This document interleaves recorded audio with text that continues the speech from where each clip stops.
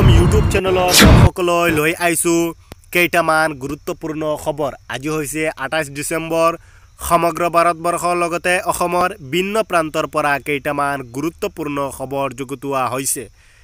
এনে ধৰণৰ খবৰসমূহ নিতে চাবৰ কাৰণে আমাৰ চেনেলটো সাবস্ক্ৰাইব কৰি এটাকৈ লাইক কৰি দিব। দৰ্শকসকল, আজিৰ প্ৰথমটো গুৰুত্বপূৰ্ণ খবৰ হৈছে দেশত দ্ৰুত গতিত অমিক্ৰণৰ সংক্ৰমণ। দেশৰ 19খন ৰাজ্যলৈ বিয়পিল অমিক্ৰণ। বিগত 24 ঘণ্টাত দেশত 156 জন নতুনকৈ অমিক্ৰণত আক্ৰান্তৰ সংখ্যা ওচৰ চাপি হৈছেগৈ 600ৰ গড়। 8 ৰাজ্যত জাৰি কৰা হৈছে 900 খাদ্য আইন। আক্ৰান্তৰ সংখ্যা বৃদ্ধি পাই হৈছেগৈ 578 জন। কেইবাখনো ৰাজ্যত অমিক্ৰণক লৈ জাৰি কৰা হৈছে নতুন SOP। ৰাজধানী নতুন দিল্লীত দেশৰ ভিতৰত সৰ্বাধিক অমিক্ৰণৰ সংক্ৰমণ। 142 জন হৈছেগৈ। ৰাজধানী নতুন দিল্লীত দ্বিতীয় স্থানত আছে মহাৰাষ্ট্ৰ। 141 জন হৈছেগৈ মহাৰাষ্ট্ৰত আক্ৰান্তৰ সংখ্যা।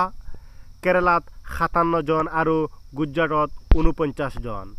ৰাজস্থানত 43 জন আৰু তেলেংগানাত 41 জন। তামিলনাডুত 34 জন আৰু কৰ্ণাটকত 31 জন। মধ্যপ্ৰদেশত 9 জন আৰু অন্ধ্ৰপ্ৰদেশত 6 জন ধৰা পৰিছে।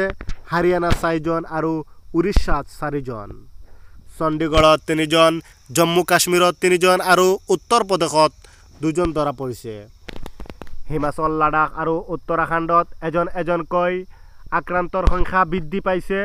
দেশত দ্ৰুত গতিত অমিক্ৰণৰ সংক্ৰমণ।